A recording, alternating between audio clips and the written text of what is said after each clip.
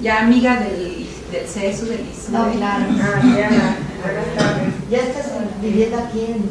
Tenemos al doctorado después de... Ah, sí. Sí, ya sabía. Ajá. ¿Tú eres del diplomado? No, no, soy de la maestría de pedagogía. Ah, muy bien, pues muy bien. Recién ingreso, ¿verdad? No, es ya. alumna de Ángel. Ah, sí, sí. De Ángel Tesore. Caramba. Bueno, vamos a iniciar. Ya iniciamos, pero vamos a continuar con este lanzamiento de este libro. Bueno, de este libro, pero en español. Este libro está en portugués. Lo hicimos, bueno, al mismo tiempo, pero en Brasil fue más ágil, digamos, el proceso editorial, y ya está publicado. Se ha presentado en Brasil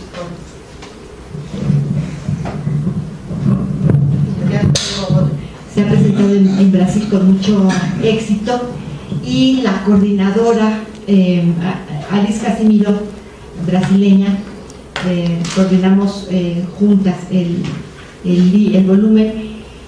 Ha ido a Argentina en varias ocasiones, entonces también en Argentina hay mucho entusiasmo por la aparición del libro en español, y hemos querido hacer este prelanzamiento, bueno, para dar a conocer el trabajo, digamos así, que los previos a la aparición del libro, que se ha publicado este año aquí en el ISUE.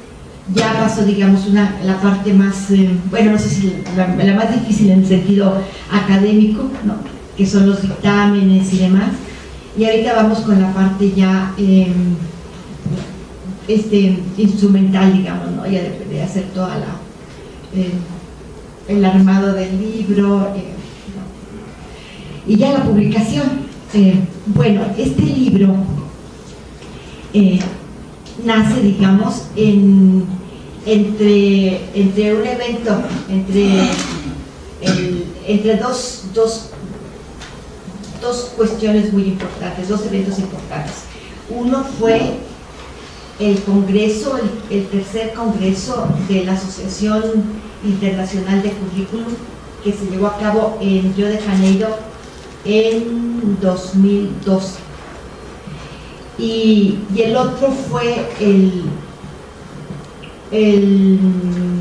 evento de Giros Teóricos 4, que se llevó aquí a cabo en México, también en 2012, en enero. Ya no sé si el otro fue en 2011 o 2012, ¿verdad?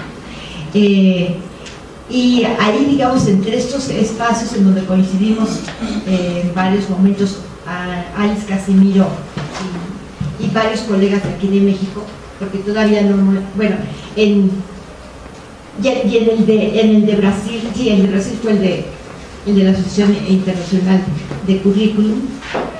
Sí, los dos fueron en el 2012, y entonces ahí que coincidimos varios colegas de México y de Brasil, tanto en uno como en otro, y en fin, en momentos muy interesantes de interlocución, pues nace la idea de hacer este libro, de diálogos curriculares entre México y Brasil. En todo lo que tiene que ver con currículum, tiene un papel nodal el profesor William Pienaar, que tiene un proyecto de investigación sobre internacionalización del currículum. De hecho, hay un libro en el que participamos, de quienes estamos ahorita aquí presentes, Berta y yo, ¿no?, en el de el libro rojo de estudios curriculares en México, donde, bueno, sí está Frida Díaz Barriga, está Ángel, Raquel Glassman, Conchutlán, Concepción Barrón, Garduño, sí, Frida. Es una investigación muy interesante de William Pienaar, y de internacionalización, que es un concepto, una categoría que está trabajando como, digamos, contendiendo con la categoría de globalización. Tiene una historia muy bonita el proyecto, y bueno, digamos, en ese contexto también de esta investigación, de estos eventos, nace la idea de hacer este libro. Y ha sido, bueno, no lo voy a comentar, pero ha sido, digamos, como coordinadoras y como autoras y autores, ha sido una experiencia muy interesante, y nos han estado solicitando colegas de Argentina y de México y bueno, de Brasil, diciéndonos qué pasa con la edición en español. Nos han estado solicitando el libro, entonces por eso quisimos hacer este relanzamiento aquí en México para dar a conocer algunas cuestiones sobre el libro y decir que ya estará pronto, lo tendremos, y que, bueno, ahora en el comentario que nos hará Rita, luego tenemos un espacio para participación por parte de ustedes, pues ver este tipo de trabajos en el campo del currículum, pues cómo los recibimos, cómo los producimos, qué nos aportan, qué pensamos en relación, qué sentimos en relación a todo esto. Vamos a proceder de la siguiente manera. Le vamos a dar la palabra a los autores primero, que estamos, la maestra...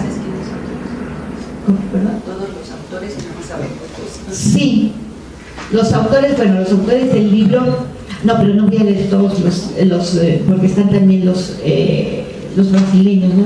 O sea, pero la estructura del libro se trabajó en seis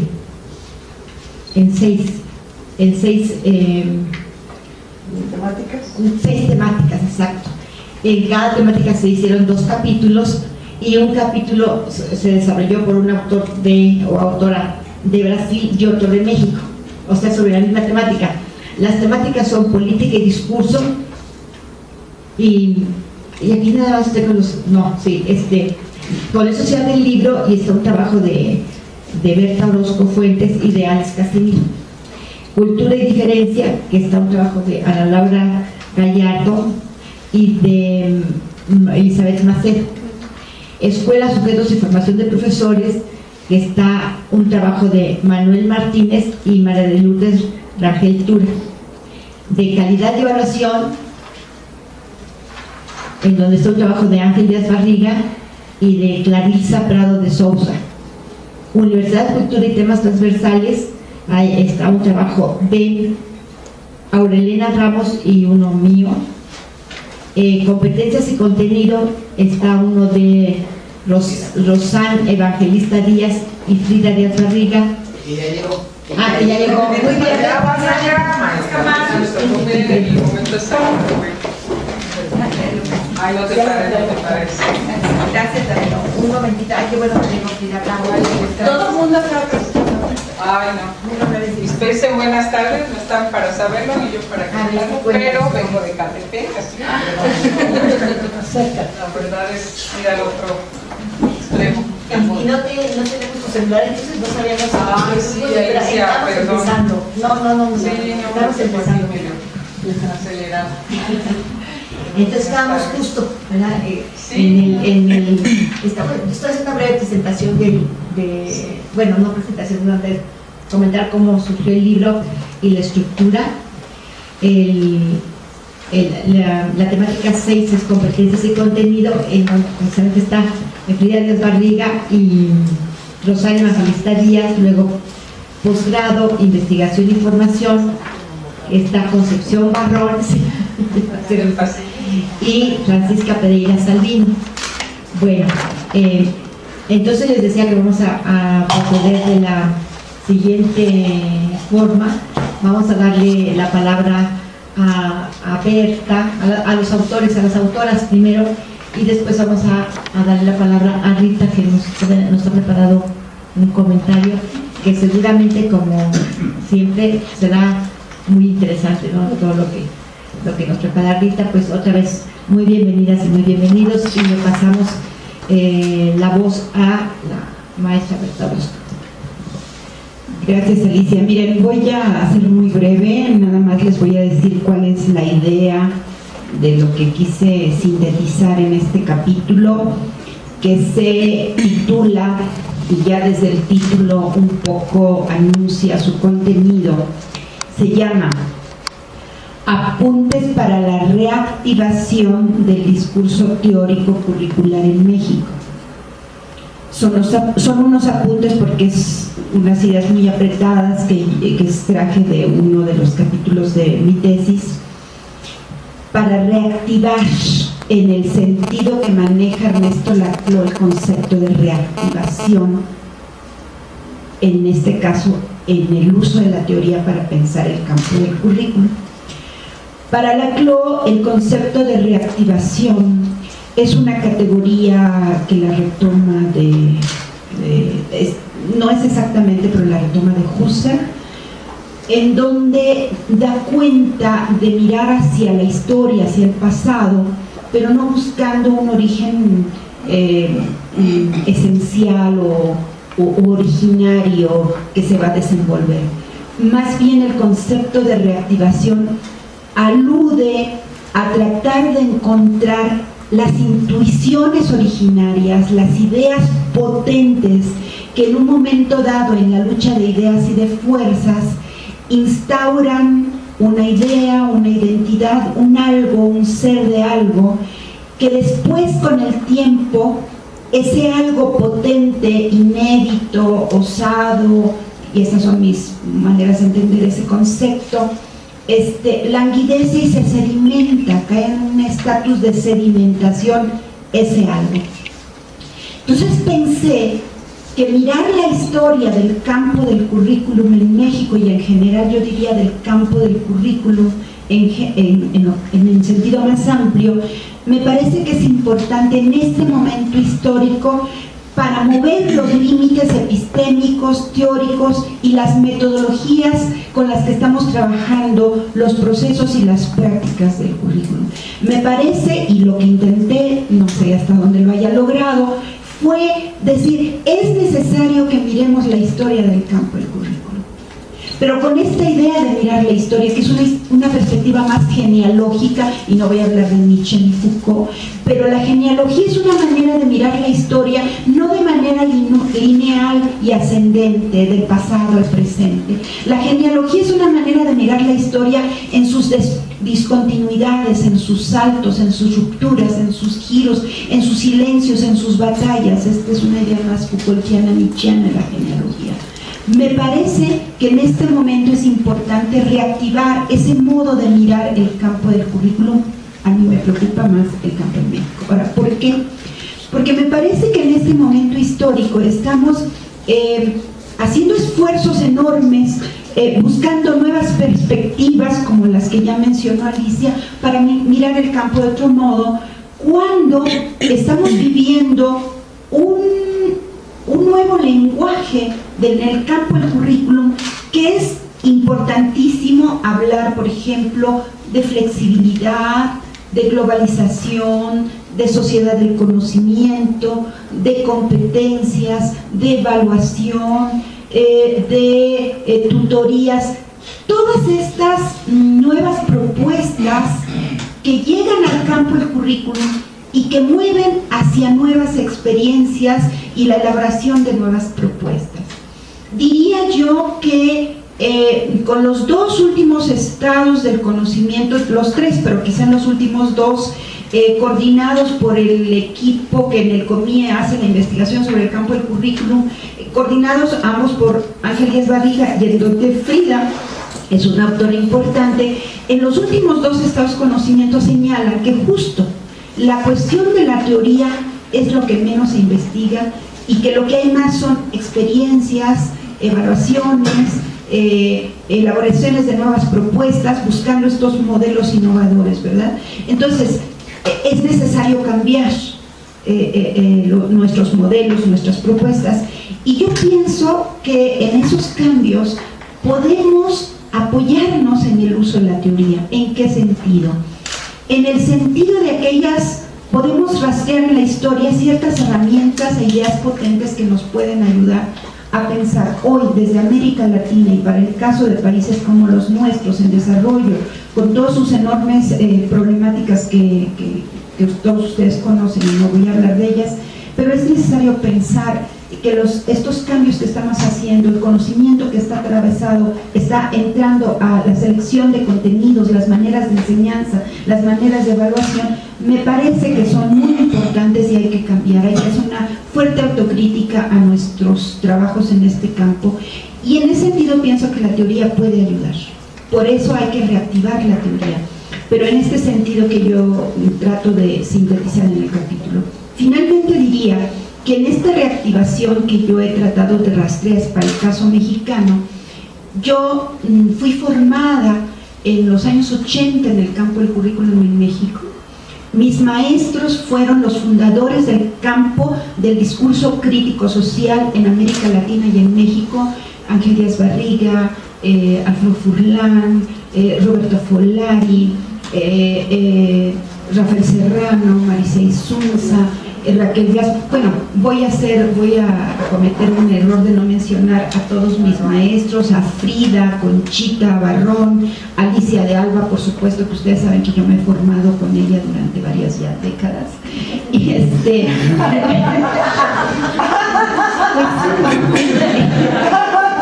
la verdad, o sea, que yo con ellos me formé, y al paso de los años hoy considero que estos fundadores del campo del currículum en América Latina y en México, que muchos de ellos están autobiografiados, sintetizados en este proyecto que mencionó Alicia de William Pinar, el currículum en México, historias intelectuales, no recuerdo exactamente el libro, donde él les pregunta en su proyecto de investigación de la internacionalización del currículum, les pregunta: ¿cómo ustedes pensaron en su contexto cultural, educativo, curricular, social, político? ¿Cómo pensaron el currículum?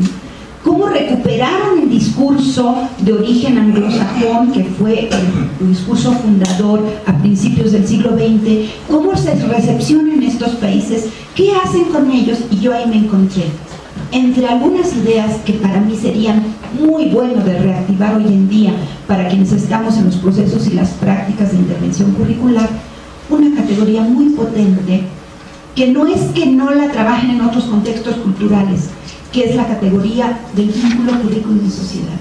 Me parece que no podemos intervenir en currículum, no podemos estudiar el campo del currículum si no es desde esta perspectiva amplia, no solo de pensar el vínculo currículum y sociedad, que eso Ilataba lo pone por delante, Tyler, bueno, todos los clásicos del currículum están pensando que hay que hacer el currículum para responder a las necesidades sociales.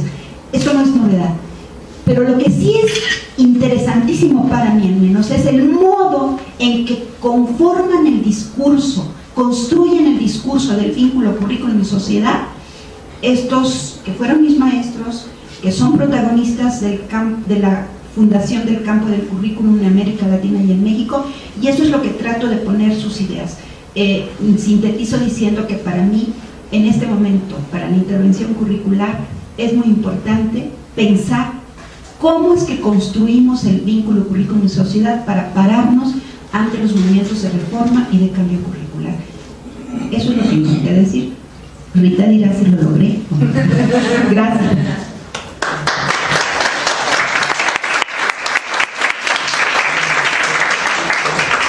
Muchas gracias, Berta. Le damos la palabra. Gracias. Gracias, qué amables. Bueno, pues yo primero quiero agradecer a Alicia y a Alice Casimiro que me hayan invitado a participar en este proyecto. Creo que es un proyecto que pues finalmente esperamos, siempre como autores tenemos la expectativa de que pueda aportar algo a las personas que leen nuestro trabajo, pero de entrada yo quiero decirles que también hay una gran aportación y mucho enriquecimiento a uno cuando tiene la oportunidad de colaborar en un grupo, de plantearse una empresa como la que aquí se planteó en este libro, y cuando partimos precisamente de esta idea de entablar un diálogo. Me gusta mucho, no sé, y por eso lo quisiera acentuar, que el texto se llama Diálogos Curriculares entre Brasil y México. Y esa palabra de diálogo, bueno, yo de hecho para compartirla con ustedes, pensando que hay mucho interés en la genealogía de los conceptos, en su significado.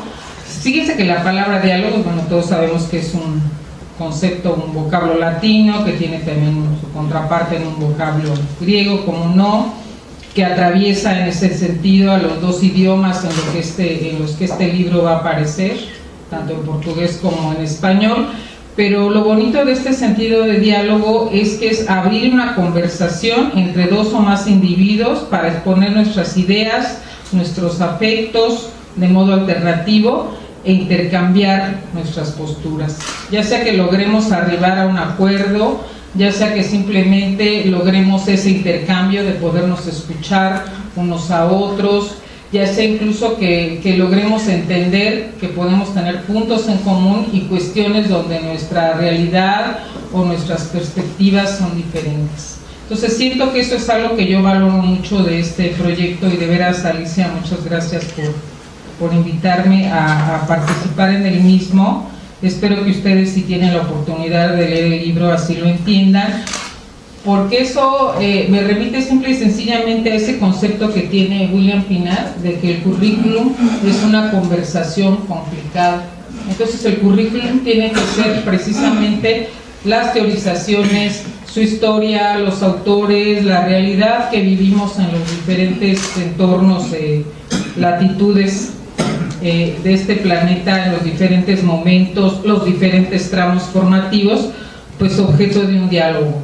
¿Sí? Tiene que ser un diálogo para poder entablar esa conversación y entender toda la complejidad que reviste el campo.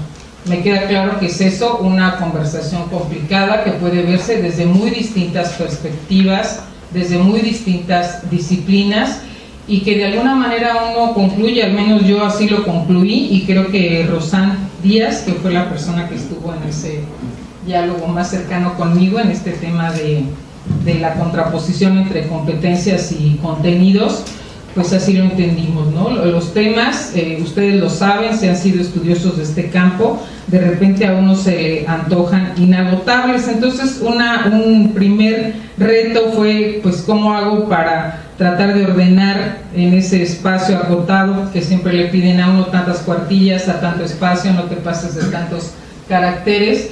La complejidad que reviste esta gran tensión que se ha ido dando entre el tema de las competencias y los contenidos. Entonces, pues Rosán y yo pues incursionamos en este asunto. Yo desde una mirada y una perspectiva, ella desde otra. Tuvimos puntos pues muy en común, en los que nos dimos cuenta que a veces también estamos viviendo esas realidades paralelas en nuestros entornos latinoamericanos, sobre todo con gran afinidad, con muchos puntos en común en las reformas curriculares, en las tensiones que se dan tanto en la formación docente como en los procesos de evaluación, que todos ellos siempre van a estar atravesando hoy en día el tema del currículum.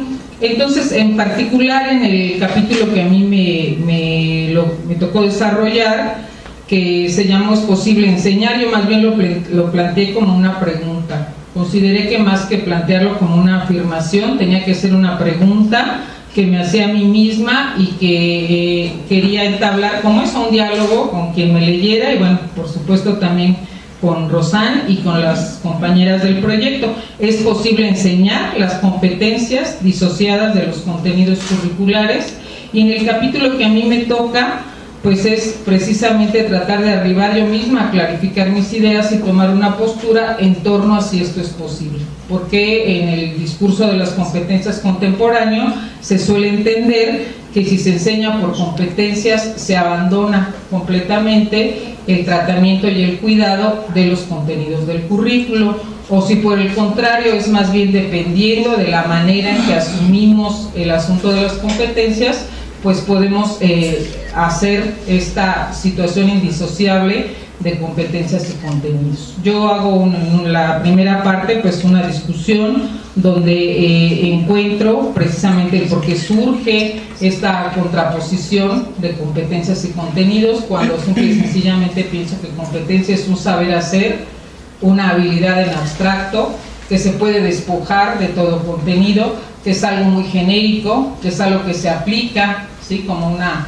capacidad del pensamiento o cognitiva, o como un saber hacer procedimental.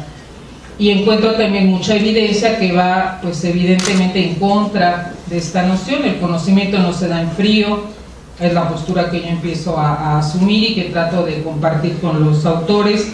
No se puede dar fuera de un contexto y evidentemente no puede estar despojado de un contenido, de un objeto de conocimiento, de un algo donde ese saber hacer se va a dar. Entonces, pues yo lo que trato de arribar en este capítulo es una mirada pues un poco más integrada, seguramente perfectible. Seguramente ustedes, si leen el capítulo, pues podrán discutirla conmigo, me encantaría, en la que trato de hablar de una noción de competencias desde una mirada pues mucho más sociocultural, mucho más constructivista, mucho más cercana a los planteamientos de ciertos autores que han visto las competencias no solo como un saber hacer, sino como un conocimiento pues que tiene esta cualidad de ser algo complejo, que está en función de esa posibilidad de movilizar una diversidad de contenidos, porque también en el fondo está la discusión de a qué llamamos contenido. Contenido no es solo la información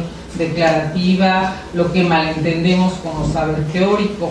El contenido implica muchas otras cuestiones más en el conocimiento y una gran diversidad y complejidad de saberes. Trato también en este capítulo de discutir cómo hay una gran contradicción, al menos desde mi punto de vista, en los modelos educativos que se han planteado en las grandes reformas curriculares, que se dicen por competencias, pero cuyo diseño curricular sigue siendo, aun cuando se rechaza la idea de enseñar contenidos disciplinares, sigue siendo eminentemente positivista, sigue siendo eminentemente disciplinar, sigue reproduciendo, aunque se dice que no se reproduce, pues una mirada a veces muy enciclopedista. Entonces me parece que cuando uno ve el programa por competencias de la secundaria, de la asignatura de matemáticas 1, digo por poner un ejemplo, pueden ser muchos más, vuelve uno a la enciclopedia de todos los conocimientos sabidos y por haber, pero ahora pues con un cierto injerto, llamémosle así le llaman los colegas de ciencias, no crean que lo inventé yo, un cierto injerto de lo que se llama competencias, y entonces es una situación pues muy compleja para el docente acercarse al tema de las competencias, a darle una lógica a esos proyectos curriculares y a lograr desentrañar ese gran conflicto entre si las competencias y entre si los contenidos. ¿Sí? Entonces, pues trato yo ahí de plantear algunas de las situaciones más complejas que veo en estos términos, pero como les comento, pues trato de hacer esta discusión no es posible, ya es la conclusión a la que yo arribo, pensar en competencias o al menos en cierta mirada de competencias disociada de los contenidos curriculares. Pareciera ser que la respuesta es obvia, pero ayer que estaba leyendo los capítulos para esta sesión, me informan y veo que eso ya va viento en popa, que parece que la nueva reforma curricular que nos está esperando a la vuelta de la esquina va a pues echar para atrás, por decirlo de alguna manera, el tema de las competencias. Yo me pregunto, bueno, ya se hizo un buen estudio, hay un buen diagnóstico de competencias, desde qué mirada, qué resultados, no lo sé. Y se va a regresar al currículum por contenidos. Pues también me pregunto, contenidos entendidos como que si se negó contenidos en el ámbito de competencias, ahora van a ser contenidos negando las competencias, o cómo va a estar esta historia, ¿no? Entonces, pues siento que el debate es un debate abierto, una situación que yo creo que, al menos a mí, ya escuchando esta situación, por lo menos me rebasa y sinceramente me preocupa, y creo que es un tema que da mucho para hablar. ¿Sí? Pero quisiera también comentar algo acerca del capítulo de Rosana. Ella y yo bromeábamos un poco en el internet porque ambas nos apellidamos Díaz y dijimos que tenía que ser un diálogo entre Díaz y Díaz, ¿verdad? Ella también trabaja el tema de la organización curricular. Siento que ella es más crítica tal vez que yo misma sobre el tema de las competencias. Y me gusta que ella analiza el tema de este antagonismo entre competencias y contenidos desde la mirada de las políticas curriculares en la formación de los profesores. Ella hace el recuento de una serie de investigaciones en el contexto iberoamericano, las políticas que se han realizado desde esta perspectiva, formación de profesores, desde la mirada en que se está llevando a los docentes el tema de las competencias, sean documentos de la OEI, de la UNESCO, de la OREAL, del Buró Internacional de Educación, que es el IBE, y en cuenta que aunque en los diferentes textos se habla de modelos educativos integrales, la realidad es que en los procesos de formación docente y sobre todo en los instrumentos actuales para la evaluación, pues permanece esta contradicción y esta tensión que también yo encuentro en mi capítulo. Finalmente, parece existir una disociación a la hora de la hora entre estas competencias y esos contenidos, y también en el tema de la evaluación y el tema de la formación docente parece no tener una solución sencilla. Ella lo explora, por supuesto, con más profundidad en el ámbito brasileño, por ser el contexto cercano a ella. Yo también tomo pues muchas cosas también de nuestro contexto en México, y ahí es donde encontramos ese camino, en donde encontramos que pues estamos viviendo muchas veces realidades en paralelo. No sé si ellos están también ya pensando, porque yo también siempre encuentro que estas son tendencias que si aparecen en nuestro país, seguramente es que ya se están cocinando en otros lados. Si ellos también van a estar en este viraje de si competencias sí, competencias no, pero lo que encuentro en común es que ni en la estructura y la organización curricular, ni en la formación docente, ni en el tema de la evaluación de estudiantes y de profesores, hemos logrado cristalizar una mirada pues más consistente, más congruente, más sensata, que dé una respuesta a esta situación de si los contenidos y las competencias deben estar disociados, ¿no? Yo ahora, enterándome de esto que les estoy comentando, pues pienso que nuestros capítulos son apenas el prolegómeno de lo que está por venir, y que pues este tema va a seguir dando mucho que hablar, ¿verdad? Y bueno, pues los invito a que lean el libro. A mí me encanta que esté aquí ya el libro en nuestras manos.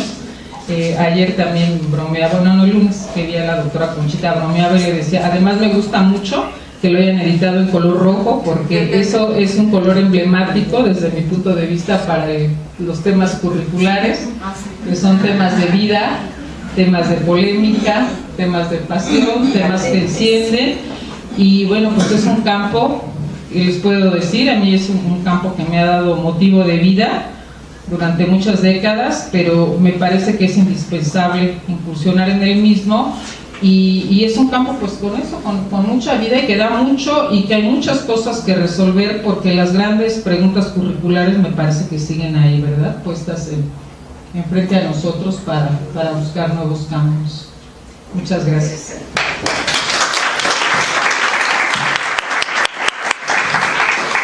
Muchas gracias, Frida. Bueno, pero ese es el libro de Brasil, el de nosotros todavía. Vamos a tratar de que sea rojo también, ¿no?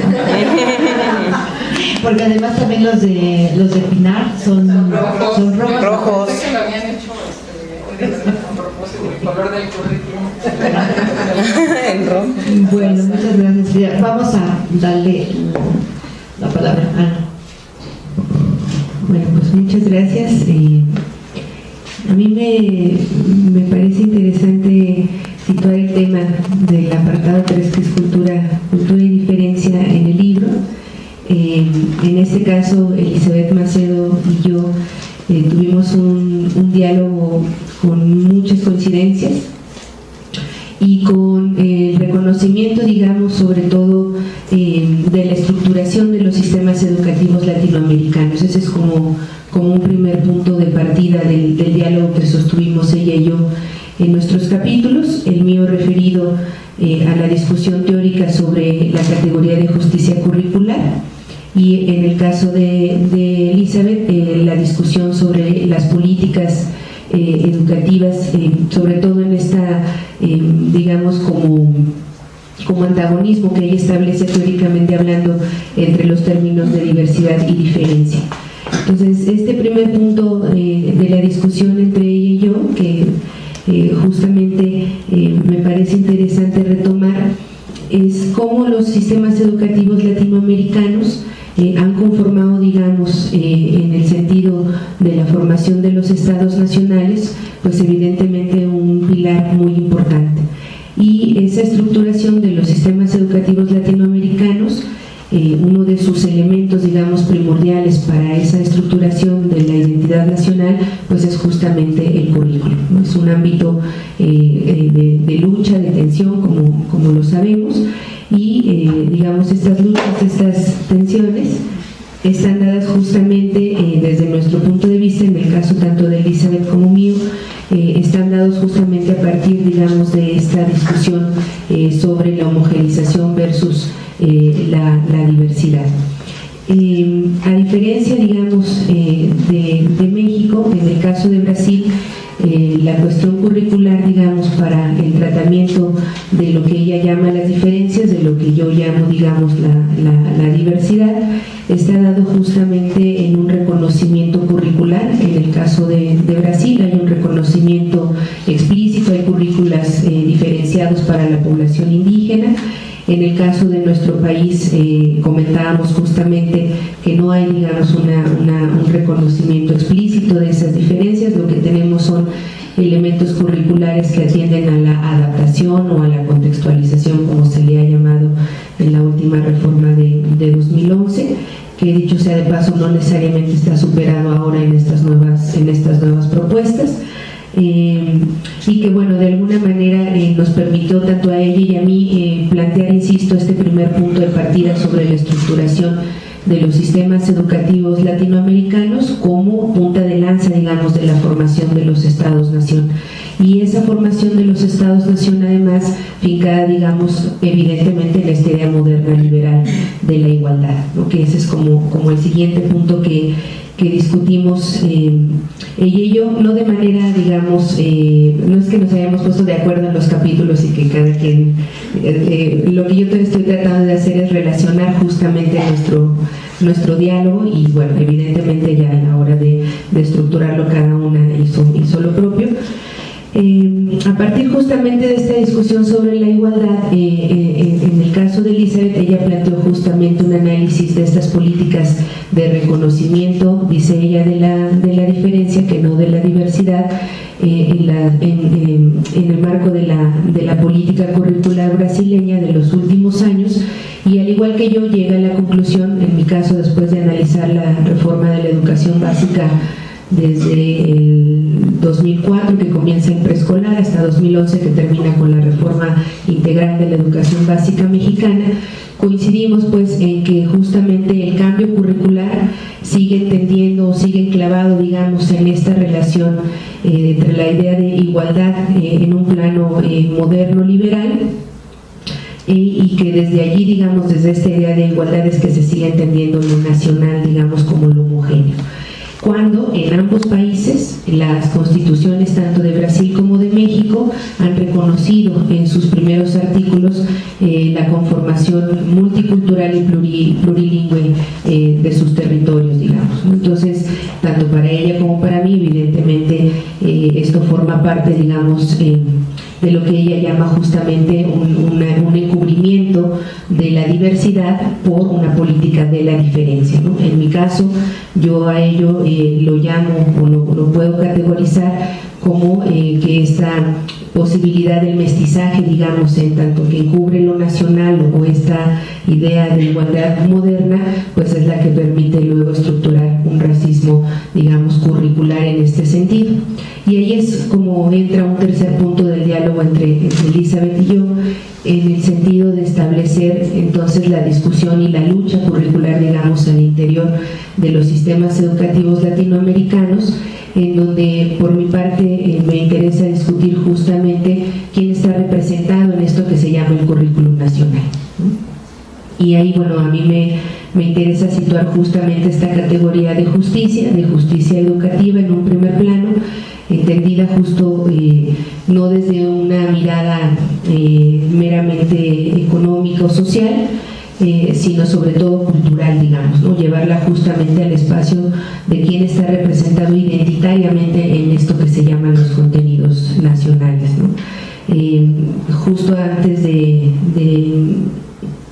después de terminar el capítulo y antes de yo incorporarme acá al instituto, justamente platicábamos ahora en el marco de esta nueva reforma a la educación básica nacional, y yo preguntaba justo a los diseñadores, recuerdo que eran los diseñadores del campo de historia y entorno natural, y entonces preguntaba yo justo por esta idea de entonces qué era un contenido nacional o qué se entendía por un contenido nacional.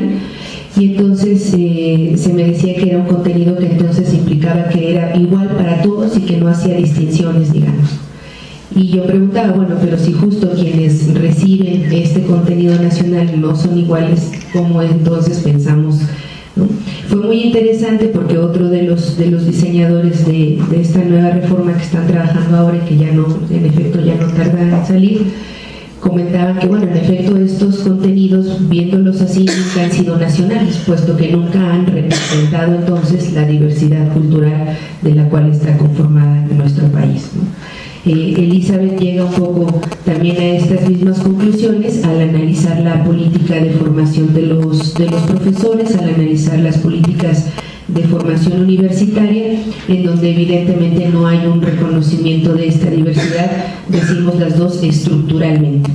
Y lo que tenemos entonces son políticas, en el caso de Brasil, de diferencia, en el caso de nuestro país, las políticas compensatorias, es decir, todos estos apéndices que genera el sistema educativo nacional, CONAFE, INEA, el subsistema de educación indígena, entre otros, que justamente son una forma de exclusión y al mismo tiempo de inclusión de la diferencia, ¿no?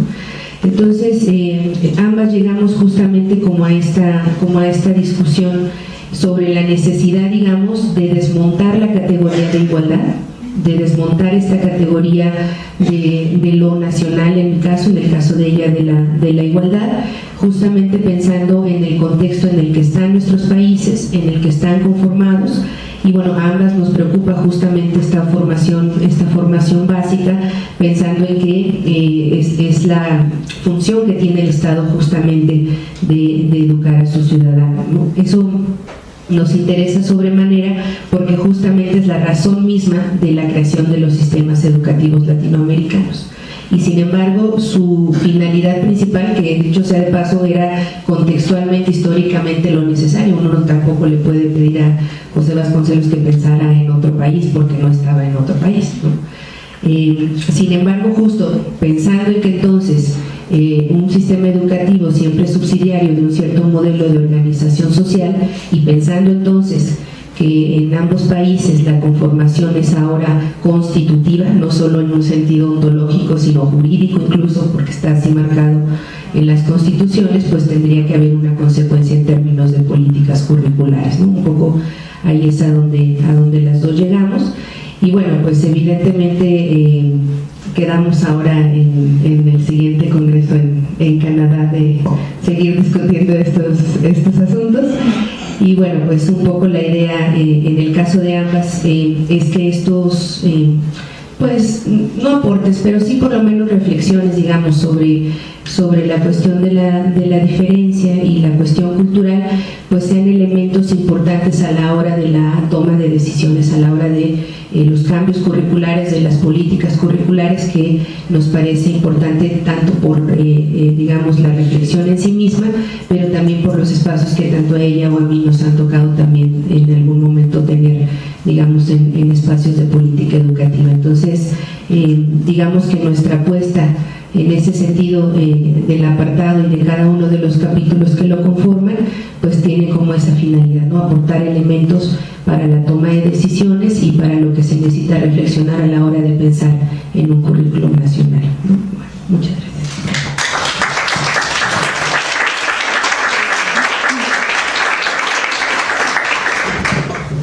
Muchas gracias, Ana. Bueno, pues ya con la participación de las autoras, ustedes pueden apreciar que sí fue un trabajo de mucho ir y venir, ¿no? En donde empezamos les decía cuando iniciamos la sesión que el marco, digamos, el trabajo del proyecto de William Pinar fue muy importante. Les quisiera leer, eso es un parrafito nada más. Dice: ¿por qué no hacemos un libro sobre nuestras visiones y perspectivas en el campo del currículum en nuestros países? Se los leo ahorita porque creo que no tiene más sentido que al principio, ¿no? Así empezó a existir este libro. No recuerdo si fue en México, en el seno del cuarto encuentro internacional Giros Teóricos, Lenguaje, Transgresión y Fronteras, en febrero de 2012, en la Universidad Nacional Autónoma de México, o bien en el seno de la tercera conferencia de la Asociación Internacional para los Estudios Curriculares, en Río de Janeiro. O tal vez fue en ambos espacios geoculturales, académicos y simbólicos. Y ahorita me parece que estas participaciones dan cuenta de esto, ¿no? De esos espacios geoculturales, académicos y simbólicos. En 2012 nace la idea y la intención de poner a jugar nuestros planteamientos en el campo del currículum, a jugar en este sentido amplio, digamos, de jugar como lo plantea Wittgenstein, ¿no? De juegos de lenguaje, en el campo del currículum, con el propósito de profundizar nuestro mutuo conocimiento, de estimular el diálogo, de encontrar puntos de encuentro y acuerdo, así como diferencias.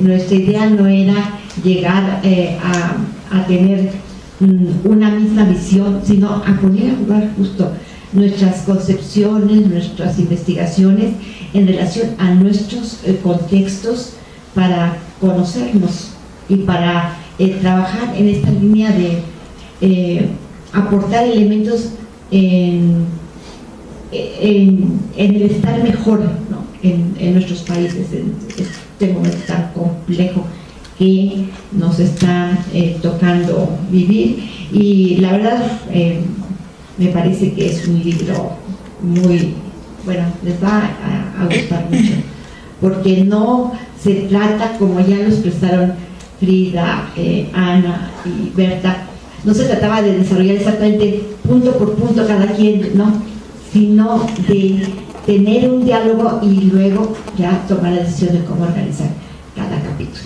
Bueno, ahora sí vamos a darle la palabra a Rita, que nos va a hacer el comentario. Muchas gracias.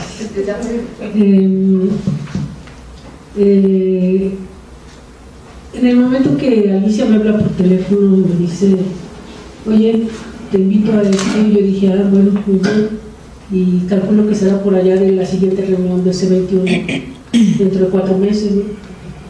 Y me dio 6 días para trabajar en la tema.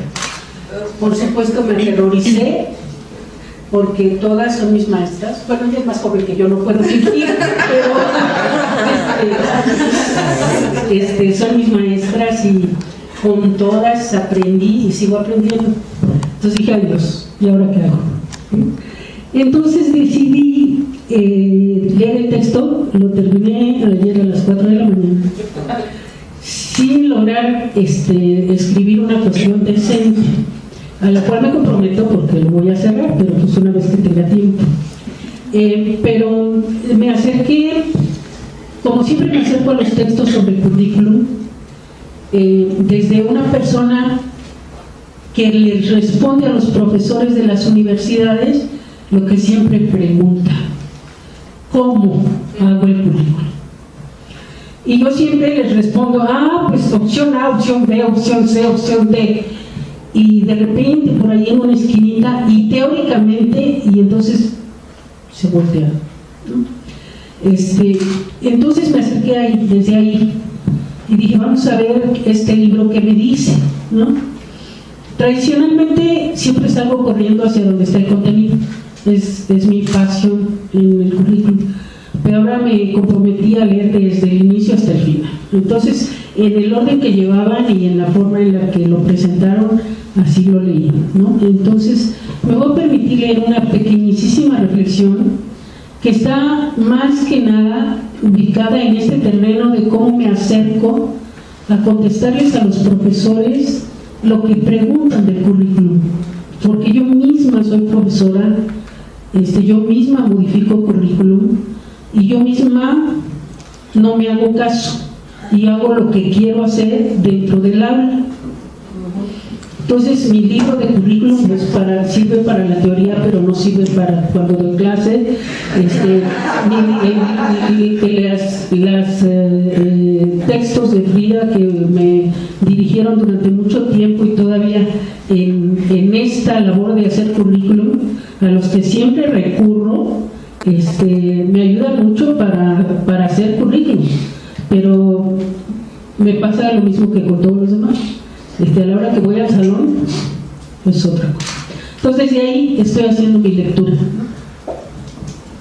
Por supuesto, quiero agradecer la oportunidad a las coordinadoras y a las autoras, a todos, 14 autores, que me dan con esta lectura primigenia, por cierto. Soy la primera que lo lee, ayer lo publiqué en Facebook. Yo primero que nadie. Entonces, eso me hace sentir así como muy especial.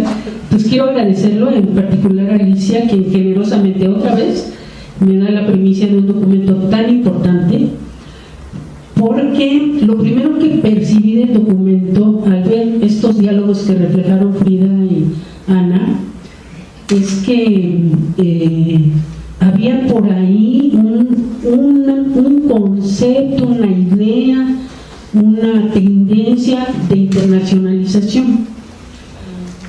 Casualmente acababa de leer de una manera muy caótica, porque me lo prestan una semana sí, 3 no, en la biblioteca de la UASLP, el libro de William Pinura. Entonces lo acababa de leer y dije, bueno, él está haciendo una idea de internacionalización, pero la está haciendo desde el primer mundo, desde todos los recursos, desde las universidades que tienen todo, y qué padre que lo haga, y qué padre que nos considere a los latinoamericanos y a los chinos por ser tan raros, tanto los chinos como los latinoamericanos, pero somos raros para ellos, somos raros, ¿no?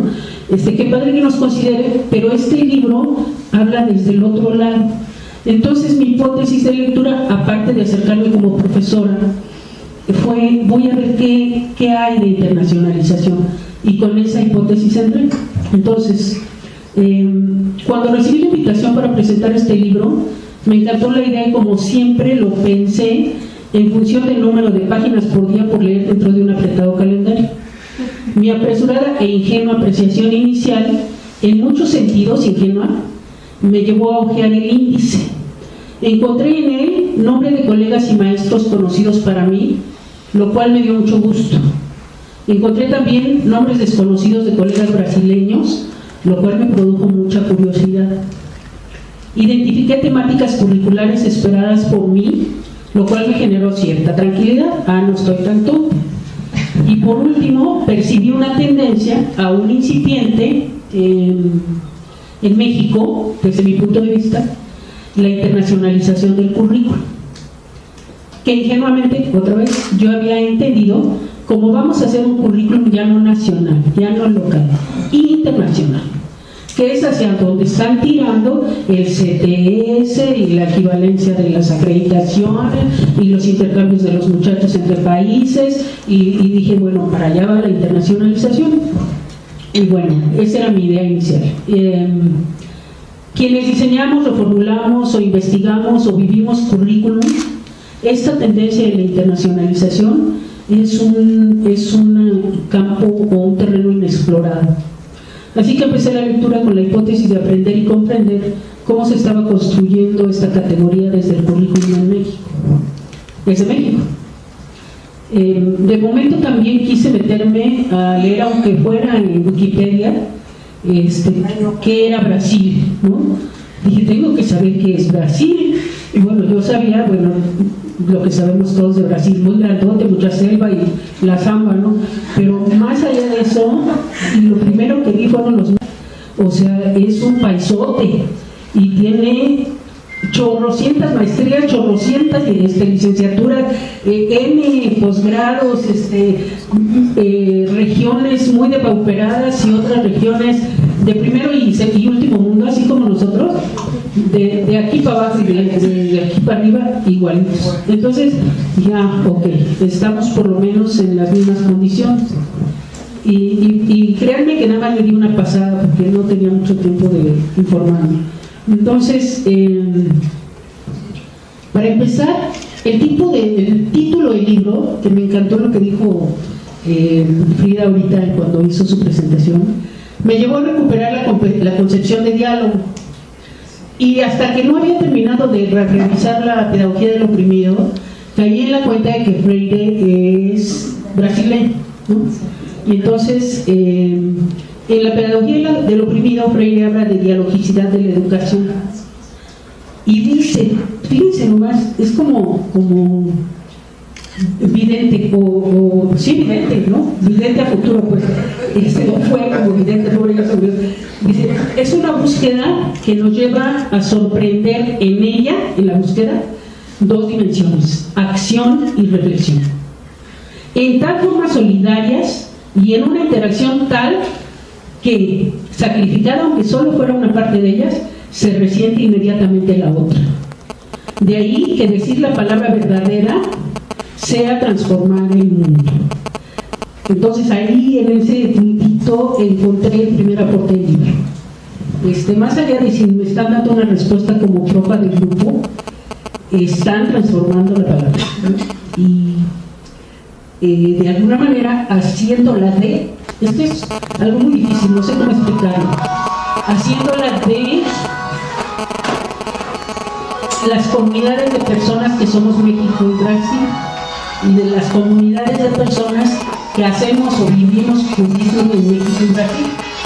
Entonces, en ese sentido, consideré que el libro representa un hito histórico en el sentido que Berta maneja en su primer capítulo, en lo que se hace en currículum en México, y quizá una oportunidad para pensar desde otra mirada el cómo podemos enfrentar retos tan insignificantes como la basura en las calles o tan trascendentes como el manejo del petróleo, que los brasileños sí han logrado hacer y nosotros no, ¿no? Entonces es como toda una, como todo un, no sé expresar el nombre, Berta en algunos de sus trabajos le llama nombrar, ¿no? Y yo no sé nombrar esto, es como un sentir, pero teórico, académico, curricular, no sé, o sea, en algún momento me de expresar bien. A partir de esta consideración me pregunté cuáles son las palabras de las que se apropia el discurso de este libro y hacen emerger. Y de ahí en adelante fue un maremágnum en mi cabeza impresionante, porque tenía dos rumores, como rumores a los lados, como cuando se sube uno al camión en la terminal y siente que su camión se mueve, pero no es el nuestro, es el de junto. Así. Entonces tenía dos rumores y eso es lo que sentí. Se dan cuenta que mi lectura es muy emocional, ¿no? Muy en ese sentido. Entonces, en la primera y única lectura que hasta ahora he podido hacer, me brincaron las siguientes palabras de las cuales se apropian los compañeros, que no los voy a resumir porque sería un pecado de mi parte decirles, capítulo 1 trata de quién sabe qué, capítulo 2 trata de quién sabe cuánto, porque pues ya lo verán ustedes, ¿no? Entonces, las siguientes palabras son las que yo digo que hacen suya, ¿no? Historia, y que de alguna manera explicaría nuestras personalidades nacionales, y que voy a hacer un paréntesis chiquitito. La primera vez que yo canté a Brasil, y me van a decir que qué ignorante, pero pues de modo, fue en una película de Rápidos y Furiosos, de este cuate que se mató el año pasado, de esos que son horribles, pero bueno, tengo un hijo de 20 y una de 23, y entonces tuve que ir con ellos, y mi esposo que también. Entonces, cuando lo vi, y eso lo vi hace muchos años, porque esa película es hecha en Brasil, pero hace muchos años por estos artistas. Entonces, cuando los vi depredar las calles brasileñas, dije, pero qué tristeza, que hagan eso. Y a la hora que pienso en México, no con Rápido y Furioso porque ya se murió, ¿verdad? Pero con algo similar, que además no es película, es realidad, dices, híjole, también qué tristeza, ¿no? Y bueno, me regreso. Historia de Berta Osma. La política y lo político, con Alice Casimiro, Ana Gallardo, Alicia de Alba. Casi todos los autores tocan la política y lo político. Marcel y Casimiro llegan en algún momento a trabajar la idea del currículum político desde las prácticas y la política curricular, que además la están vislumbrando como un hacer cotidiano, no una imposición de arriba hacia abajo o una exigencia de abajo hacia arriba, ¿no? Sino como un hacer cotidiano en el aula, en el hacer del currículo. O yo así lo leí, o soy yo soñadora, no sé, pero bueno. La justicia y la diferencia en Gallardo y Macedo, que me impactó, porque este fue uno de los rumores que me siguió toda la lectura, la exigencia de una posición necesariamente política, de quien hace, vive y transforma el currículum, y si no, le vamos a dar en la torre a lo que ya le están dando en la torre a través de las nuevas reformas, ¿no? Que bueno, ya de manera particular en mi posición personal, y hago otra cápsula, yo sí estoy de acuerdo con que las quiten, soy anticompetencias y antievaluación, pero es otra cosa, ¿no? Entonces, ya diremos por qué lo... Pero bueno, sí, claro. Otras palabras que hace suyo el texto son responsabilidad y responsabilización de profesores. O sea, todo el aparato se mueve, hace mover a todo el mundo, pero los responsables son los profesores. Los profesores que transforman el currículum todos los días, ¿no? Cultura y culturas, que tocan 1, 2, 3, 4, 5 autores de los 14. Y a lo mejor hice mal mi conteo, pero mi ubicación más que mi conteo, de cuándo cada capítulo está tocando estas palabras que de alguna manera son las que hacen que el currículum, o harían que el currículum pudiera transformarse desde distintos lugares, ¿no? Calidad, equidad y evaluación. Y ahí me clavé en los capítulos de Ángel Díaz, de Frida y de Conchita Barrón, porque tocan temas, y ahorita los voy a mencionar, que parece que no queremos oír. O sea, las competencias, ahí están las competencias, son como un rumor lejano, ¿no? La evaluación, Ángel dice que el gran problema de todos los exámenes nacionales es que están indizando o modelizando el currículum, nos guste o no nos guste, y sí, porque hay profesores dentro de las aulas, entre ellos el de mi hijo en el 6º año, que se dedicaron a enseñarles cuestionarios de preguntas de 100, 200 y 300 por área, para que se las aprendieran de memoria y saliera bien la escuela, ¿no? Entonces, bueno, me costó un pleito y me corrieron de la escuela, pero bueno. Formación, orientación de posgrados, y como un eco lejano, pero casualmente hegemónico, como si quisiéramos no escucharlo, las competencias versus contenidos, ¿no? Me gustó mucho el capítulo de Frida, porque más allá de que nos hacen falta la teorización curricular, y yo estoy totalmente de acuerdo con la posición de Berta, con el planteamiento de Foucault, de que tenemos que hacer de la teoría una herramienta para cuestionar la realidad y transformarla, también es cierto que eso que están señalando los tres, y la autora última que trabaja con Conchita, que se me va el nombre, es lo que estamos viviendo dentro de las escuelas, ¿no? Llamó mi atención mucho la tendencia teórica que comparten varios de los capítulos. De hecho, todo el equipo brasileño trabaja con una tendencia post-fundamento y lo dicen explícitamente. Y todos articulan los mismos conceptos y trabajan al mismo autor, que es Laclau, de repente trabajan a Mu, pero todos los brasileños son un equipo muy constituido. Creo entender que son un equipo de un ámbito muy específico de Brasil y que hay otras orientaciones en Brasil, pero la que ellos nos presentan es esa, ¿no? Una posición post-fundamento para entender el currículum. Desde la teoría del discurso, por supuesto. En los otros 7 capítulos, los de autores mexicanos, que bueno, esto lo digo yo ahorita, pero dentro de poco va a salir una tesis de doctorado de una argentina que toca también las líneas, las diferentes tendencias que hay entre los currículums mexicanos, muy interesante. Pero bueno, aquí se ve, está por un lado la teoría del discurso y Foucault, que trabajan Berta, Alicia, Ana, también Manuel Martínez, aunque más hacia lo autobiográfico, así como cuidadosas descripciones analíticas de la práctica curricular concreta que Berta ha insistido N veces que hay que hacer para entender la realidad en la que estamos viviendo, y que en estos capítulos de Ángel, de Frida y de Conchita y de la compañera brasileña nos dan respuestas ahí muy concretas para el trabajo.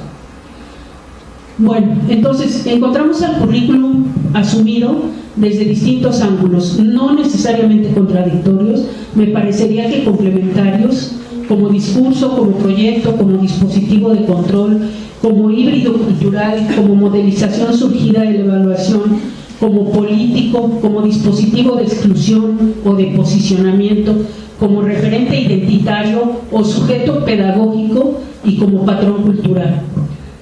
Y todas las asunciones las comparto y me gustaron. Ahora a ver cómo las acomoda uno, ¿no? Pero sí, o sea, así es. La preocupación temática por la justicia en el currículum es una constante que atraviesa todos los capítulos, tanto de brasileños como de mexicanos. Desde la productiva idea de reconocer las diferencias entre identidades hasta la tensión entre la aspiración de igualdad de circunstancias y equidad en las oportunidades, hasta la idea de compromiso con la justicia curricular. Según Alice Casimiro, que es muy importante, dice que es muy importante de construir la idea de que la igualdad es posible como horizonte político. Y eso a mí me pegó durísimo, porque mientras sigamos pensando que la igualdad es posible, el diseño del currículum se va a quedar ahí, ¿no? ¿Qué opción encontremos? Quién sabe, pero se va a quedar ahí. Me gustó mucho ese planeamiento. Y aquí es un factor del dispositivo de poder, la tensión entre igualdad, equidad y diferencia. La percibí como una tensión entre los autores y creo que es una tensión productiva porque nos permitirá como pensarle a nuestras propias realidades. Luego entonces, oye, aquí voy a mis conclusiones, creo. La solución al conflicto del currículum no está en el mismo, en su texto, sino en las relaciones de poder que le gestan, que le rodean cotidianamente. Entonces, ¿por qué no pensar en un currículum que se reformula cotidianamente en el ejercicio político diario de la enseñanza y el aprendizaje? Hagamos nuestra la concepción de Alice Casimiro sobre la política curricular a partir de un currículum político, es decir, de un currículum con direccionalidad hacia lo social, que bueno, es la que a mí me llegó al corazón, ¿no? Bueno, finalmente, so pena de ser injusta, porque les conozco a todos, si no personalmente, sí por sus textos y su compromiso social, a todos los autores, ¿no? No he podido evitar la sensación que me rondó durante toda la lectura, y ese es el otro rumor, ¿no? Una ausencia presente, hago hincapié. Todos los jóvenes entre 13 y 29 años que tenemos en las calles, todos aquellos a quienes el currículum no alcanza o sí los involucra al obviarlos, bueno, sí estaban ahí en el sustrato, en las finalidades, en los resultados de la evaluación, en los responsabilizados profesores no idóneos, como se les ha calificado peyorativamente en nuestro país, casualmente provenientes de los sectores más depauperados de México, y supongo que de Brasil también. Claro que Brasil no está viviendo la circunstancia de emergencia que tenemos nosotros, ¿no? El sujeto objeto más importante del currículum, con todo respeto, parece no haber sido invitado a este texto. No obstante, sí. No obstante, en todo momento escuché el clamor por la justicia que en voz de estos sujetos se expresa a través de uno de los fragmentos de la canción de Bola de Nieve. ¿Lo han escuchado? Les voy a decir, como les digo a mis alumnos, ¿dónde viven? Es una canción que escribe Rodrigo Escalante en relación con el problema que está viviendo en este momento Guerrero. Y ahí en uno de los fragmentos, que no es el que voy a leer, les voy a leer todo, en uno de los fragmentos dice: el rumor viene de la educación, el campo, la familia. De ahí viene.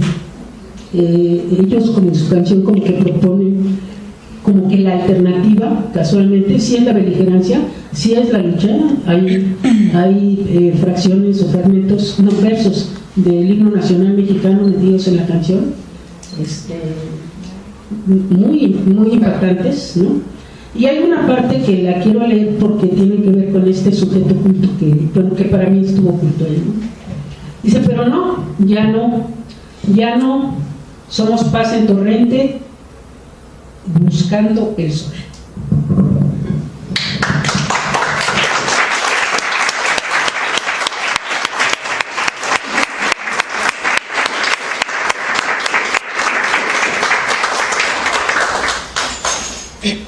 Pues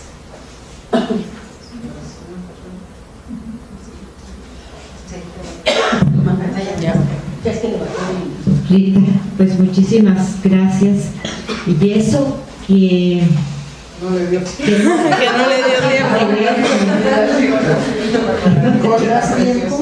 Sí, muchas gracias. 6 días. 6 días, son 6 días de vacaciones. Es de las cositas que nos encanta siempre. Suele suceder.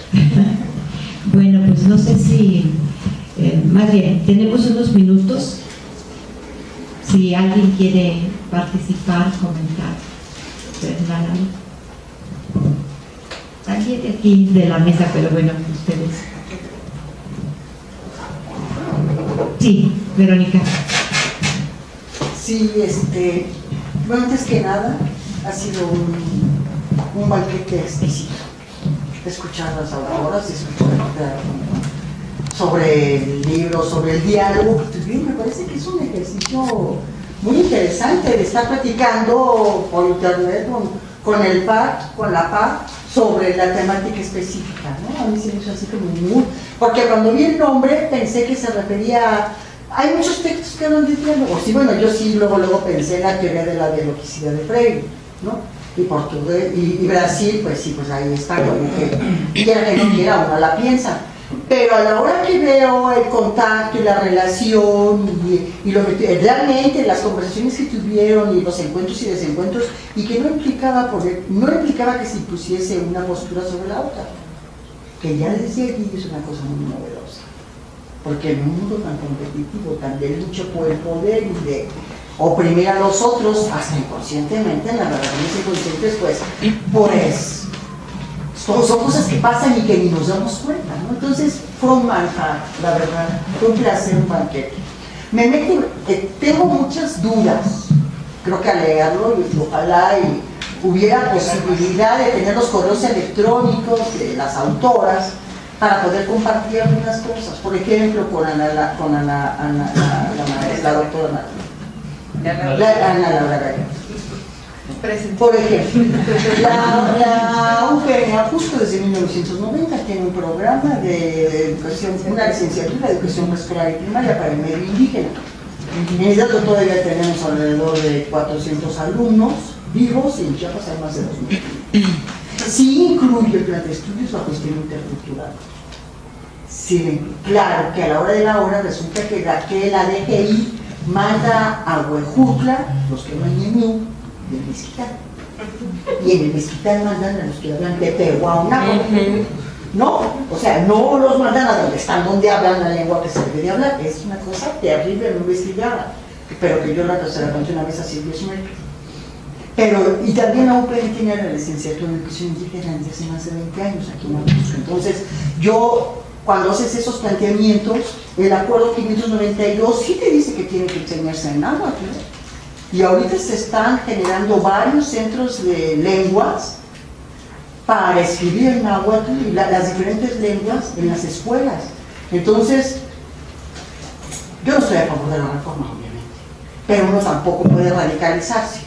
Uno de repente ve cosas que dice, estaba en el 68, yo me lo apliqué completito, es la primera vez que uno ve escrito, y desde el punto de vista de los que estamos aquí, no de gobierno, la matanza del 68, en el periodo de Díaz Ordaz, está escrito, por vez primera, yo no lo había visto antes. Entonces, hay varias cosas que como que van metiendo ruido. Con la doctora Frida Díaz Barrio, maestra, ¿qué tal? Usted fue mi tutora hace 1000 años de Facultad de Psicología para titularme, que se acuerda, pero fue mi tutora.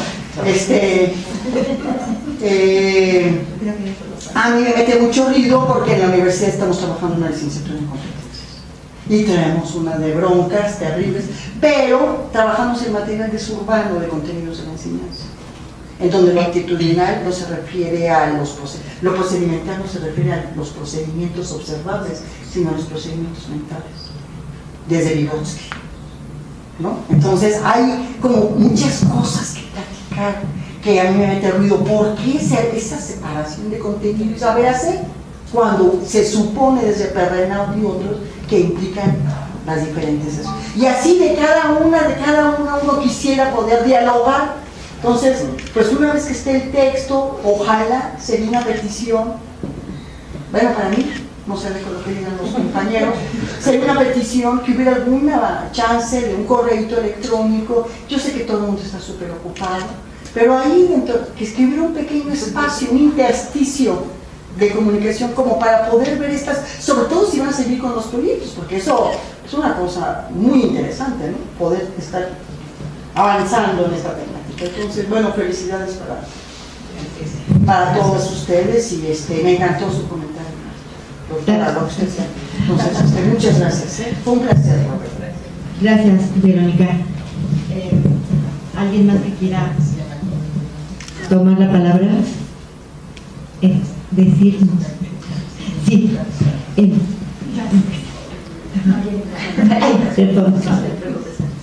Bueno, me quedo pensando y seguiré pensando en relación a lo que se está planteando. Principalmente me dejó mucho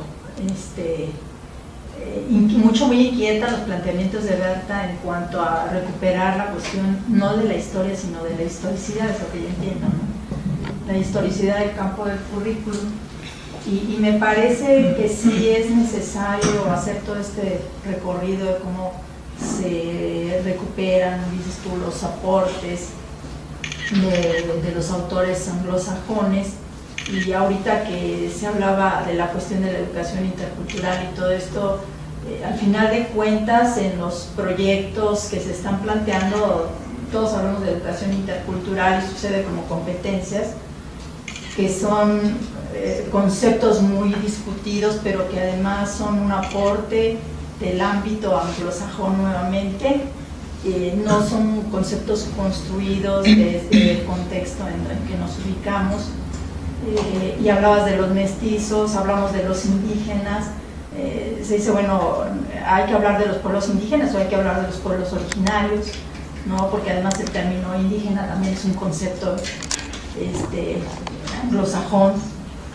Pero cómo todo esto está impactando a los proyectos educativos, por tanto curriculares. Sin embargo, este rescate de la historicidad a mí me inquieta porque es cierto, ¿no? El boom de las competencias desde 1995, 94 con la LEP y en todas estas instituciones, y que sorprende que después de 20 años es algo muy significativo para las instituciones, inclusive hasta de educación superior, y estamos hablando de 20 años cuando se impacta en México, ¿no? 94 y en el 2000 es cuando se da toda esta situación. Y entonces ahorita a mí me llama la atención que se habla de las reformas y ahora dicen, bueno, no, ahora va a ser centrado en el contenido, currículum centrado en el contenido, lo que yo entiendo. Pero como estos planteamientos pues ya fueron discutidos, ¿no? Desde hace varias décadas, que si el contenido, que si la metodología, ¿no? Y decían Alfredo, Eduardo, Alicia, no, debe ser la articulación, contenido y método, no puede estar separado. Y bueno, y competencias, me parece unas reflexiones bien interesantes, Rita, todas estas categorías que se mencionan, competencias, ahora yo escucho lo que es el aprendizaje basado en problemas, y que yo pues eso también se discutió desde hace muchos años, lo que es el diseño curricular por proyectos, digo pues es que eso también ya se discutió desde Kilpatrick, ¿no? Cómo todo esto va impactando y parece que es un discurso nuevo, pero pues habría que pensarlo, ¿no?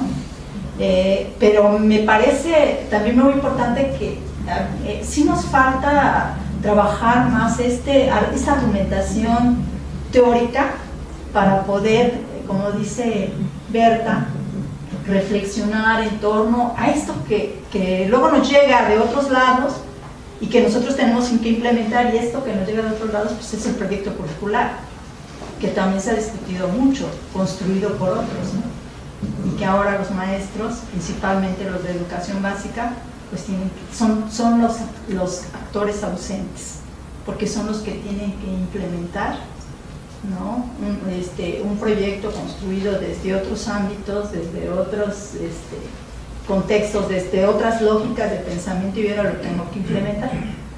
Entonces me parece que sí tenemos también que tomar muy en consideración, me parece que sí tenemos que ver las formas de cómo podemos nosotros luchar, no luchar en términos de la revolución y no la lucha armada, entonces, sino luchar a partir de la construcción del pensamiento teórico, conceptual, metodológico, el que seamos tomados en cuenta como docentes para participar en el diseño, evaluación de los proyectos curriculares. Me parece que ahí está esa parte todavía que también desde hace muchos años se ha discutido y que no hemos podido lograr, ¿no? Principalmente en educación básica e inclusive en media superior, que los profesores puedan ser los actores sustantivos en esos procesos de diseño y evaluación. Nos falta mucho, creo yo, esa parte. Muchas gracias, Marilena. No sé si hay alguna otra participación, tenemos unos 5 minutos más, vamos a terminar a las 7 en punto, que quedamos sí, terminar con alguna participación, los jóvenes.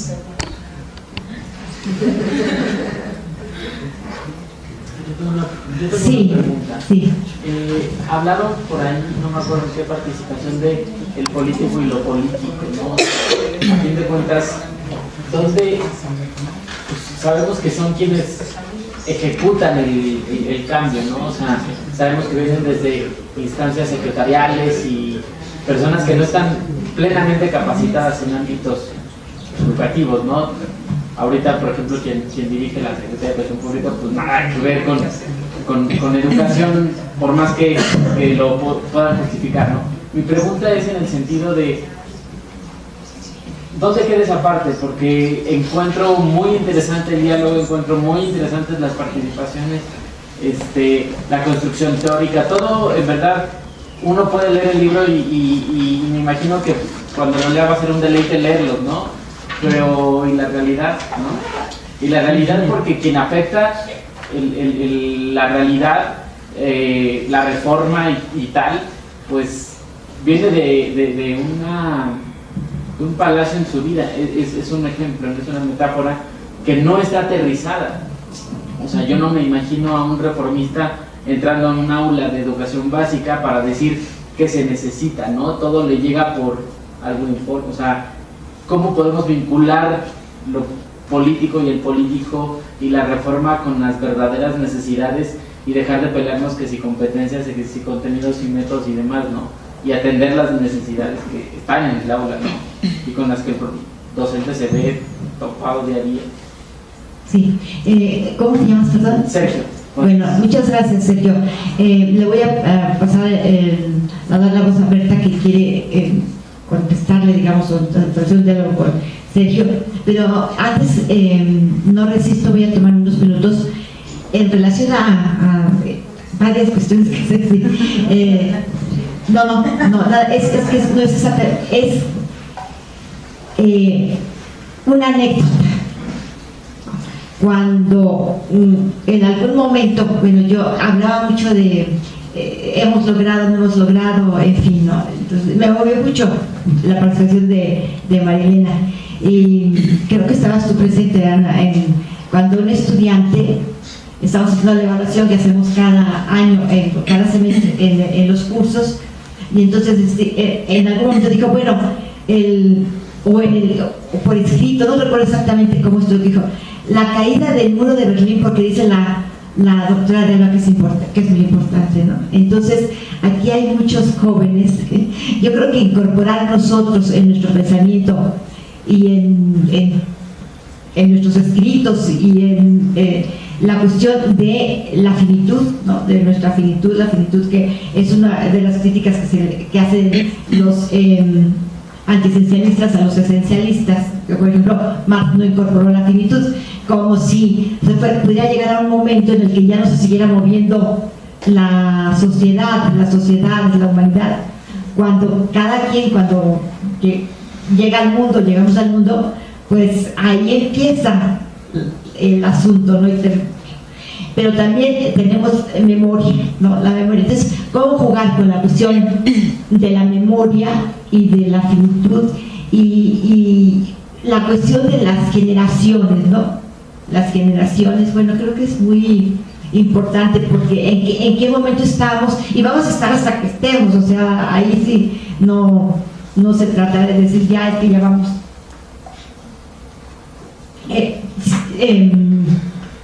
o ya nos tenemos que callar, o no, sí, pero también abrirnos a otras voces, a las voces de las diferentes generaciones, de los que estuvieron antes de nosotros, que nos dejaron, bueno, de mil maneras su voz, de los jóvenes que se están incorporando, en fin, como la cuestión de las generaciones.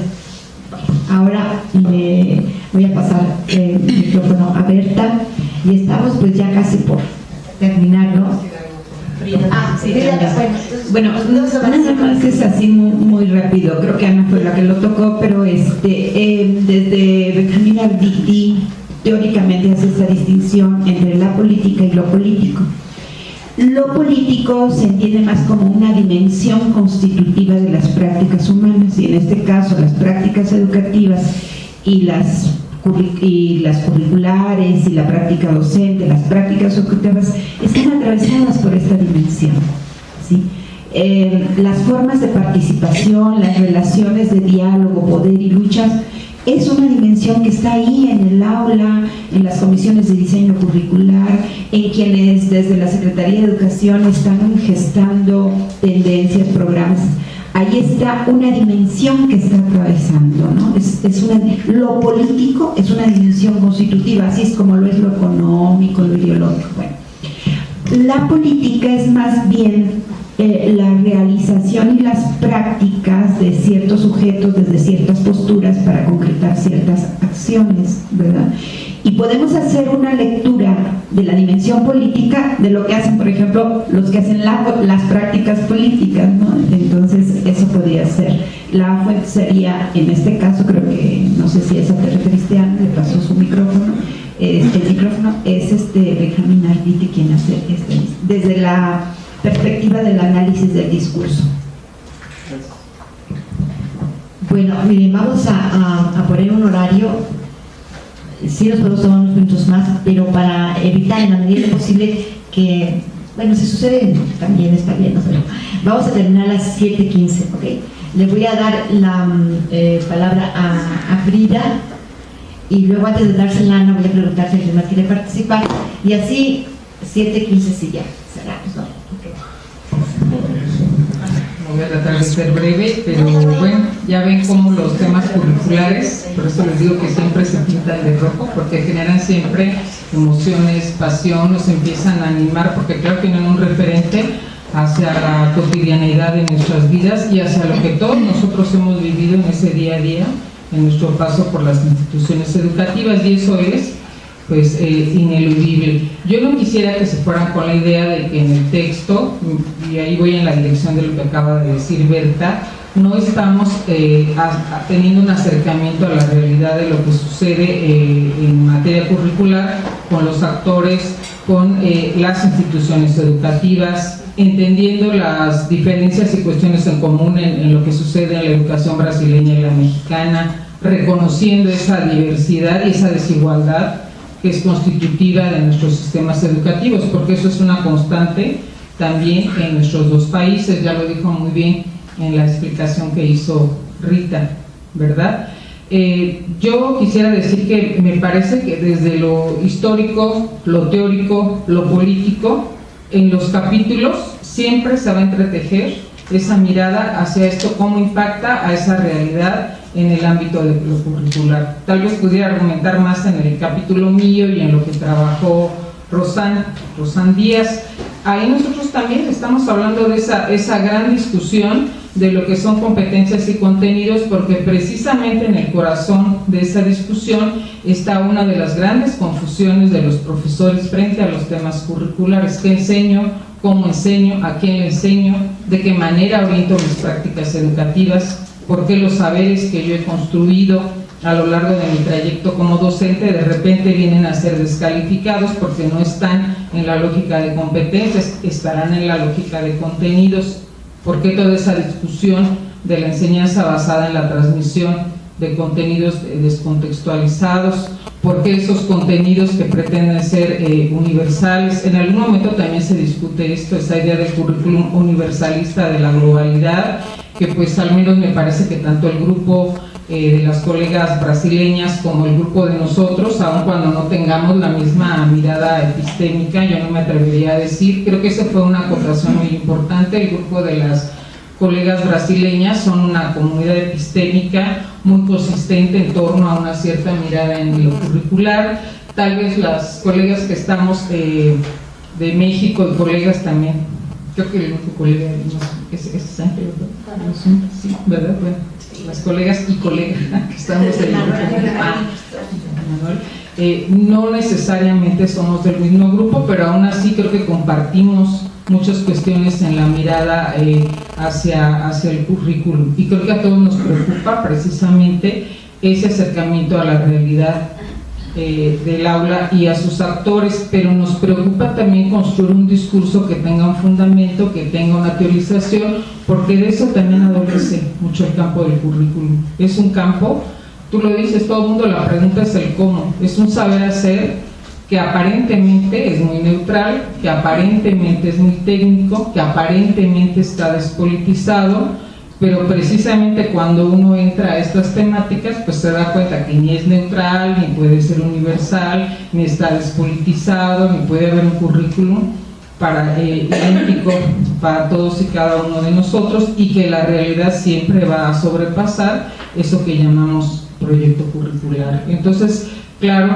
tal vez, yo lo que sí tal vez diría del libro es que definitivamente no agotamos todos los temas que podrían estar ahí presentes. Creo que a todos nos salieron miles de temas más asociados a esto que aquí se está viendo, y por eso les decía un poco, bueno, pues tal vez es el prolegómeno de lo que está por venir, que por lo que se ve se avecina otra vez una buena oleada de supuestas reformas educativas y curriculares, que bueno, pues habrá que ver en ese vaivén a qué están respondiendo y qué es el proyecto que está detrás. De nuevo, nunca neutral, nunca político, nunca universalista, y nunca pensado o acotado para las necesidades de todas las personas, ¿no? Siempre tiene que haber una exclusión cuando se forma un proyecto curricular, no puede entrar desde la mirada de inclusión de todos y para todos, ¿no? Ese es un gran dilema, no sé, me parece a mí. Gracias, Frida. Profesor, ¿su nombre? Raúl Vargas. Profesor Raúl. Muchas gracias. Bueno, lo que me recupera de lo que han comentado y de lo que obviamente se relaciona con lo que estamos haciendo también, empezar por esta idea de historia, ¿no? Y yo lo relaciono con un planteamiento que es la historia viva y la pedagogía viva, superando esta idea que desafortunadamente se promueve mucho de que la historia es el estudio del pasado. Y yo creo que este libro nos permite el estudio del presente y con posibilidades intencionadas y conscientes de construir historia futura. Y esto lo planteo con otro elemento que es, me parece que el libro ya en concreto enriquece el pensamiento latinoamericano en pedagogía. Y habría que verlo en esta lógica, porque lo que está pasando en nuestra América Latina es muy interesante. Por ejemplo, las grandes reformas en Ecuador en educación, que en verdad habría que, porque damos idea como que todas las reformas son negativas, y hay reformas en este momento en América Latina que son muy interesantes, ¿verdad? Muy aportativas, y Bolivia, en fin, para no hablar de todos los demás países, y la lucha de clase que se está dando precisamente en el contenido curricular, por ejemplo en Venezuela, por dar un caso, ¿no? Entonces este libro para mí en concreto es como un paso específico de enriquecimiento del pensamiento pedagógico latinoamericano contemporáneo. Muchas gracias, profesor Raúl. Bueno, le vamos a dar la palabra a Ana, y pues si hay alguna otra participación, y si no, ya con Ana vamos a cerrar. No sé si Rita y Berta quieran decir algo más, o si alguien va a hablar, quiere hablar, dígalo hoy o calle para acá. No es verdad, pero ya si no, terminamos con Ana. Si alguien quiere participar, bueno, pues tomamos 2 minutos. Nos veríamos en la próxima presentación en España. Claro, la presentación. Bueno, pues primero agradecerle los comentarios. A mí me gustaría como comentar 2 cosas. La primera es que, digamos, cuando se hacía referencia justamente a este dilema entre lo nacional y lo específico, ¿no? Justamente a mí me parecía, con lo que decía Verónica respecto de las propuestas curriculares de formación para maestros indígenas, etcétera, tanto esas, aunque aparentemente son modelos curriculares específicos para población indígena, su mirada, digamos, o su intención, su filosofía, digamos, en un sentido justo político, tiene que ver o tiende justamente hacia la homogenización, o sea, se prepara para la enseñanza del currículum nacional, ¿no? Hay 1 hora de enseñanza de la lengua indígena solo en el caso de preescolar y de primaria, cuando la lengua materna de los niños es una lengua indígena, y se tienen 5 horas de español, pensando que todos los niños hablan español, ¿no? Que son hispanohablantes. Entonces, a eso me refiero yo con esta cuestión de la igualdad, no que no haya, digamos, o en ese sentido, a mí me parece interesante justo que la forma de inclusión de la diferencia es desde la exclusión, es decir, en efecto hay un reconocimiento de esa diferencia, y la forma en la que el sistema reacciona frente a esa diferencia es generando apéndices, es decir, sin que haya una posibilidad desde mi punto de vista de contender por esto que se llama lo nacional. O sea, en efecto vamos a excluir el racismo, vamos a excluir el machismo, vamos a excluir la xenofobia, la homofobia, eso lo vamos a excluir de un currículum, efectivamente. ¿Qué es lo que vamos a incluir en un sentido justo de representación de eso que decimos que es lo nacional, ¿no? Hacia ahí es un poco que yo enfocaba como la mirada, ¿no?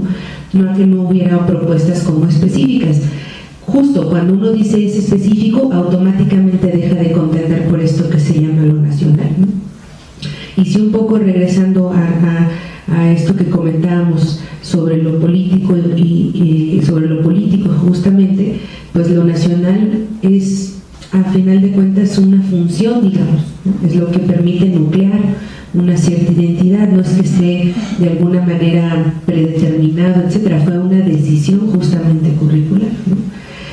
Y por otro lado, creo yo que por lo mismo el asunto de como es complejo en términos de lo político, evidentemente es complejo en el sentido de la política, porque cuando se comentaba esto, digamos, de la distancia entre las políticas y lo que sucede en el aula, sí, yo no dudo que haya como esas distancias, pero no, ojalá fuera tan fácil decir que los que diseñan nunca han ido a un salón de clases, ojalá, porque no es así. O sea, sí son profesores que también han estado, de alguna manera han vivido, digamos, ¿no? Incluso como parte de los procesos hacen seguimientos a la implementación de los programas que diseñan. En fin, quiere decir que, insisto, ojalá fuera tan fácil que en efecto leyeran sus informes y dijeran, así muévase el currículum, ¿no? Es mucho más complejo, ¿no? Entonces, a mí me parecía importante como hacer el señalamiento, porque eso, de repente, digamos, la conformación de las decisiones curriculares, pues son, evidentemente, como lo sabemos, todo el tiempo están en tensión y en lucha. Y evidentemente no son luchas blanco y negro, son de suyo complejas, y que de repente eso también o bueno, por lo menos a Elizabeth y a mí nos dio para pensar justamente qué implicaba entonces empezar a desmontarlas, empezar justamente a desmontar pues tradiciones completas. Es decir, decíamos en algún momento ella y yo, si los sistemas educativos nacieron para la conformación de la identidad nacional, lo que entonces estamos planteando es revertir justo la finalidad con la que fue creado el sistema educativo, ni más ni menos, ¿no? Evidentemente eso no es una cuestión que se pueda entender, digamos, pues eso, nosotros decimos, bueno, sí, y luego qué, y ya dijimos que no, y luego qué, ¿no? O sea, no es una cuestión, digamos, sencilla, lo asumimos, y por lo tanto tampoco es una cuestión, digamos, tampoco sencilla entender justo cómo funcionan estas relaciones de resignificación entre los distintos niveles, ¿no? del desarrollo curricular. Bueno, pues muchísimas gracias, Ana, muchas gracias a todos y a todas por estar esta tarde aquí de manera tan agradable e interesante. Y pues muchas gracias a Frida, a Rita, a Ana, a Berta, y nos vemos pronto ya con la presentación del libro en español. Gracias, buenas tardes.